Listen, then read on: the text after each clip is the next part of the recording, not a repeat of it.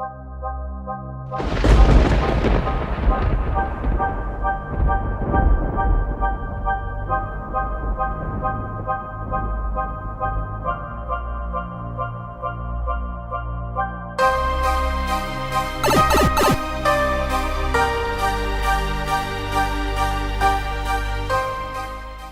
is up, everybody? Bobby here, the Nintendo Guru, and man, I had already done my video for today.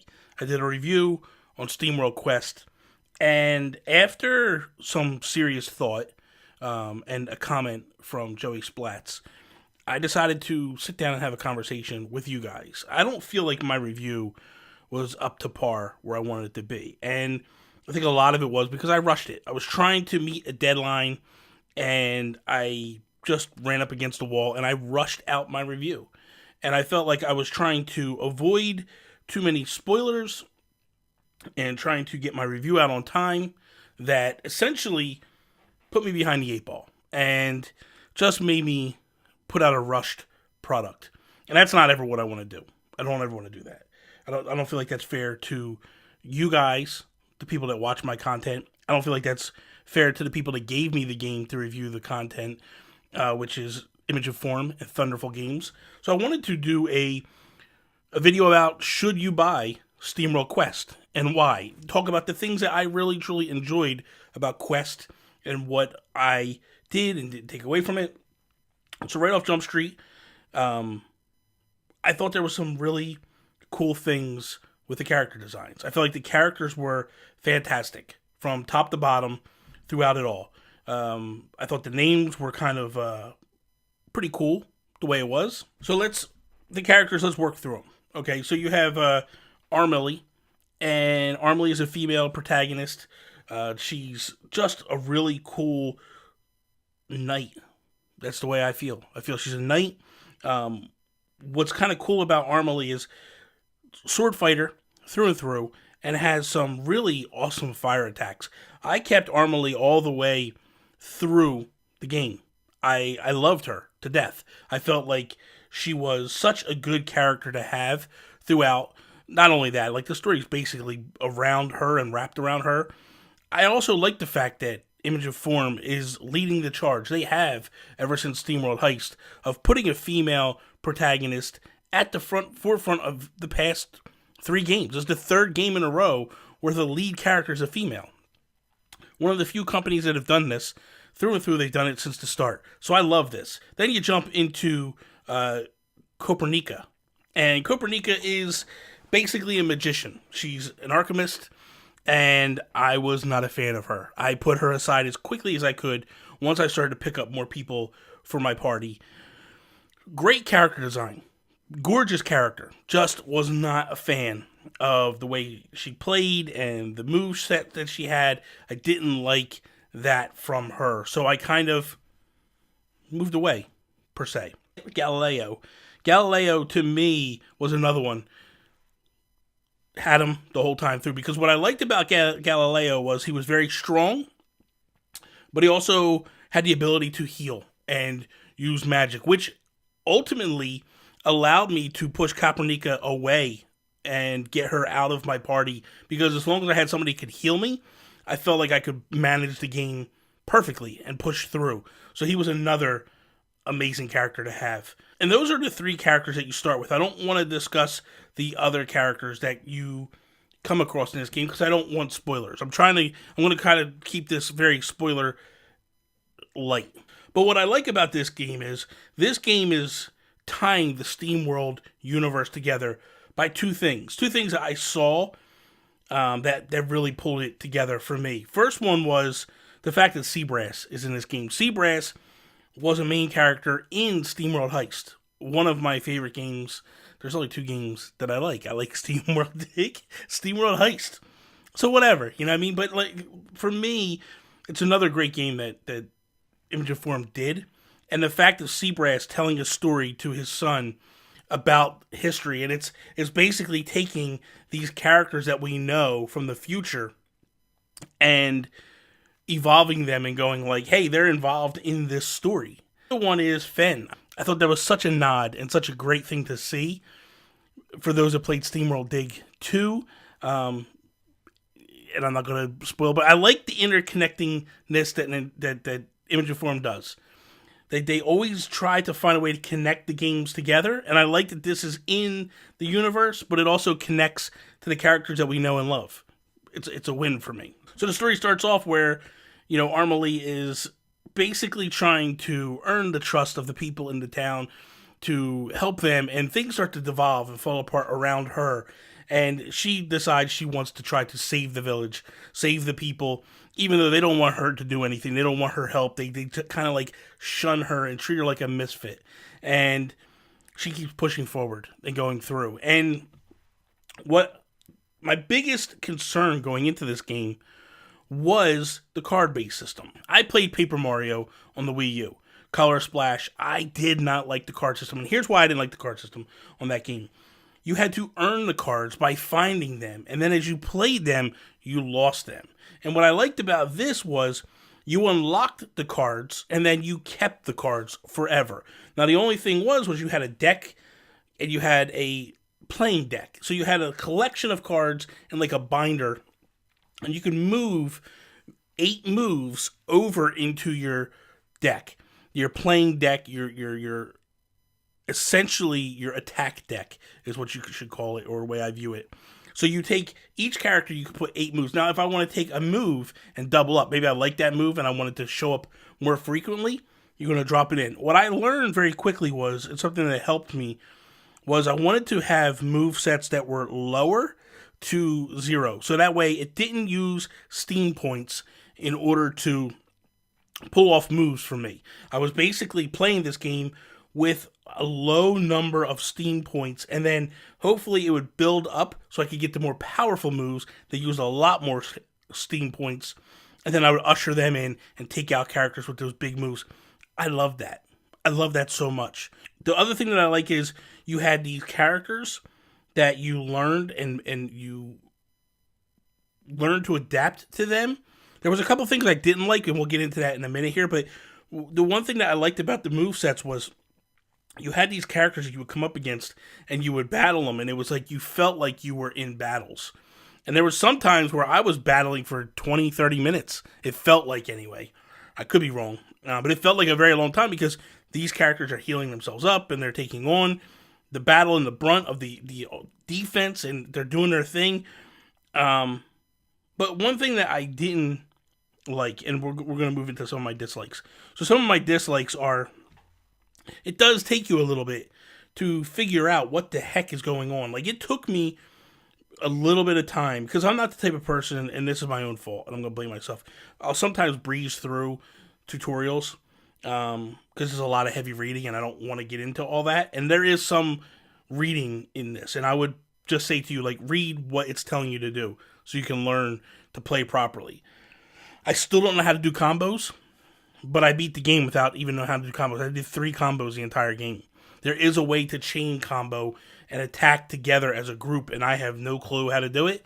And I just need to go back to the tutorial and play it again, and I will. Don't get me wrong. This is a multiple playthrough for me. Like, I enjoyed this game that much that I'm going to go back and play it again with different characters. I've actually started going back with different characters, leveling them up, which is another aspect that I like that we'll get into. But one thing I don't like is the fact of the difficulty ramped up pretty quickly on me. I was playing the medium level, and the knight, if you will, and real quickly it ramped up. I got to a boss battle and I could not do anything at all, and I struggled so hard and I lost. And I was like, let me just lower this down to Squire, go back through and push through and try to beat this game as Squire, and then we'll see. And then I beat that character at Squire, and I still struggled a little bit. I was like, you know what, I'm going to keep it on Squire just because I want to get through the game, and then I'll go back and play again as a knight, and so on and so forth. But what I learned very quickly was, if you don't take time to either grind or work yourself up, you can run up against the wall from time to time. But what I like about this is grinding is pretty simple. You just go back over and just refight characters over and over and over again, and you'll start to build up your levels and do some things. The one thing that I feel is very lacking with the game is how you progress. It's not a map. It's not, you're just basically running linear through through this world, and you can go up and down, and left and right on the map. And when you get into the sort of dungeons, that's when it ramps up to me. That's when it got fun. But in the early stages, where I just felt like I was going left to right or right to left, and I was going up or down, it just was boring to me. But when I got to the point where I got to castles and such, and it was a matter of now I'm going up and down, side to side, and I have to figure out where I am and push forward. I love that aspect of it. I thought that was when, for me, the game really took off and got very good, because it became puzzle-esque, very puzzle-esque, and I loved the puzzles that they offered in this game. I felt like that was a great aspect to this. It felt like there was multi-puzzles, because you had to learn how to beat the characters utilizing your moves, but you also had to learn like where to go and how to uncode different things that you found throughout. The thing for me is I walked into this game very hesitant. I wasn't sure if I wanted this game. I wasn't sure if I needed this game in my life. And I walk away from it going like, oh my God, they did it again.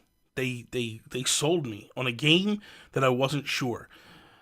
When Brian and Julia sat down and they were divulging the votes that people voted and what people were recommending, and I kept seeing RPG and RPG and RPG, and I was just like, I don't want that at all.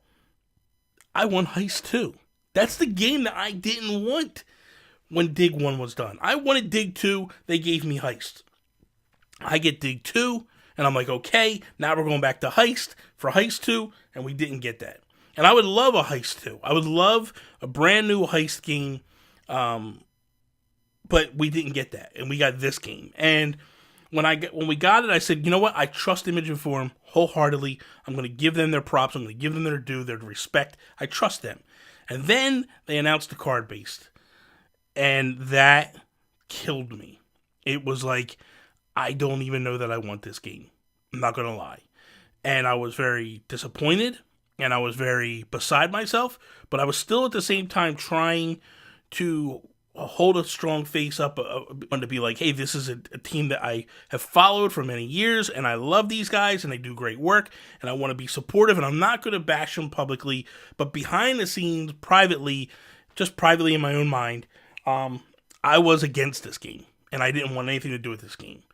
And then I played the game, and I was floored. I got the game about 2 weeks ago now, so I've had the game for about 2 weeks. Thank you, Brian, for giving me the copy just when you gave it to all of the media across the board. I truly appreciate that. But for me, I felt like this game just gave me something that I wanted that I didn't know. And I say that a lot with Image and Form, and I know it's beating a drum and it's over and over and over. It sounds like a broken record. But man, this is a game that I did not expect. This is a game that I didn't want. I wanted nothing to do with. And it's a game that, to me, is a home run. Now, there's some things that they could do to fix it. And that's just part of learning. The thing that I admire about them is they take chances with brand new games and give it a push and give it a try.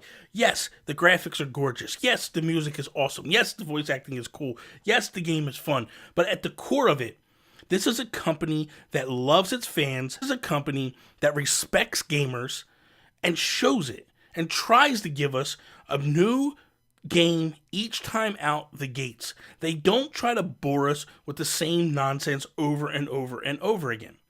So my thing is if you are a fan of Image and Form, if you're a fan of SteamWorld games, you owe it to yourself, you owe it to them to trust them, to give this game a chance and to give it a try. It launches Thursday, the 25th. It's going to retail for $25 in the United States, in Europe, and I think in England, I believe it's $22. I'm not really sure. I saw a third price. I know a third price is $22.49. I wasn't sure if that was a pound, an English pound or whatever. But that said, when I look at this, I go, there are some amazing things that they were able to accomplish with this game. Not to mention, this is a full story with different characters and different tales and different storylines interweaving with each other, and how you have all these different characters and you're visiting their different towns and you're learning their origin stories and you're falling in love with all the different characters. It is fantastic how they've pulled this all together. It means the world to me to see how they were able to take these characters that you weren't sure, a ragtag group of people, and make you fall in love with them yet again. Because this is what they do game after game after game. And this is what another thing that I love about this game is here's a group of characters that I know nothing about walking in, and I'm like, I love these people. These people, I walk away and I'm like, I have my favorites. I have my favorites that, like, when I walked away from Heist, I had my favorites. I walked away from Dig 2, and I still love Rusty. Rusty's my favorite, but I love Dorothy as well now. When I played Dig 1, it was just Rusty, and that was it. I didn't care about Dorothy. I didn't care about her uncle and all that stuff. But then when I played Dig 2, I fell in love with her. And this is how I feel with this game. Don't want to say my favorite because my favorite's kind of spoilish. So I'm not going to name my favorite. But that said, it's like you look at this game and you just go, there's so much good that came out of this. So from me, my perspective is, yes, this is an absolute buy. This is a day one buy. Yes, I got a free copy. I know that. I got that. But when the game comes out physically, which I'm pretty darn sure they're going to do, I plan to buy it day one. Just like I bought SteamWorld Heist, just like I bought SteamWorld Dig 1 and 2, I buy all the games that they put out because I feel like that's my way to thank them for giving me a review copy. So again, when the game comes out physically, day one purchase, no questions asked, I'll own it. My thing is if you're a fan of SteamWorld games, this game has to be for you.